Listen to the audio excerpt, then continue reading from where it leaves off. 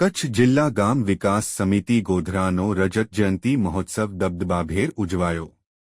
કચ્છમાં જાહેર સમાજ સેવા ક્ષેત્રે કચ્છ જિલ્લા ગામ વિકાસ સમિતિએ છેલ્લા 26 વર્ષથી વિવિધ દાતાઓના સહયોગથી પાણી, દિવ્યાંગ સહાય, આરોગ્ય, મહિલાઓની આત્મનિર્ભરતા, જરૂરતમંદો અને દેશનું રખોપું કરતા સંત્રીઓની ખૂટતી કડીઓ પૂર્ણ કરવા 26 વર્ષમાં કરેલ કામ ન કેવળ કચ્છમાં પરંતુ રાષ્ટ્રકક્ષાએ બેનમૂન હોવાનો સૂર સમિતિના રજત જયંતિ મહોત્સવની ઉજવણી પ્રસંગે વિવિધ મહાનુભાવો વ્યક્ત કર્યો હતો.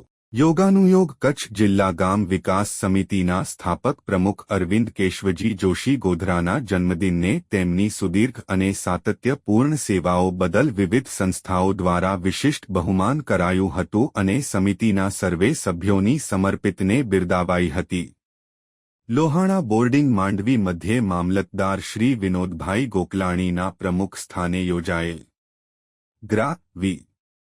સમિતિના રજત જયંતિ મહોત્સવના દબદબાભેર આયોજિત સમારંભમાં કચ્છના જનપ્રિય અખબાર કચ્છમિત્રએ મીડિયા પાર્ટનરની ભૂમિકા ભજવી હતી. અતિથિ વિશેષ તરીકે બિદડા સર્વોદય ટ્રસ્ટના ટ્રસ્ટી શ્રી શરદભાઈ રાંભિયા, કચ્છી સાહિત્યકાર અને પદ્મશ્રી નારાયણભાઈ જોશી કારાયલ, કેમ્પ માંડવીના શ્રી નેગી, રજત જયંતિ મહોત્સવની સહભાગી તથા સંસ્થાઓ લોહાણા બોર્ડિંગ માંડવીના પ્રમુખશ્રી હરેશ ગણાત્રા, અંધ અપંગ માનવ કલ્યાણ સોસાયટીના પ્રમુખશ્રી શાંતિલાલ ગણાત્રા, વીઆરટીઆઈ માનવીના પ્રકાશન અધિકારી શ્રી ગોરધન પટેલ કવિભાઈ, કેસી તાર, સી અરવિંદસિંહ ગોહિલ વગેરે મહાનુભાવો એ શ્રી કચ્છ જિલ્લા ગામ વિકાસ સમિતિની સેવાઓ અને શ્રી અરવિંદભાઈની સાતત્યપૂર્ણ કાર્યનિષ્ઠાને બિરદાવી હતી. આ કાર્યક્રમમાં કચ્છી હિન્દી પાઠાવલીની 5મી આવૃત્તિનું વિમોચન થયું હતું, જેના દાતા શ્રીમતી કુસુમબેન દિનેશ છેડા મુંબઈ રહ્યા હતા.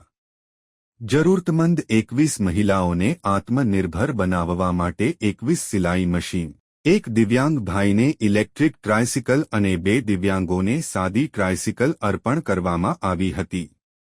આ ઉપરાંત કચ્છ જિલ્લા ગામ વિકાસ સમિતિ ગોધરાના પ્રમુખ અરવિંદભાઈ જોશીના 74મા જન્મદિન નિમિત્તે પર્યાવરણના રક્ષણ માટે વૃક્ષારોપણ અર્થે વન વિભાગના સહયોગથી 74 રોપા તેમજ જીવદયા અર્થે પક્ષીઓ માટે 74 પાણીના કુંડાનું વિતરણ કરાયું હતું.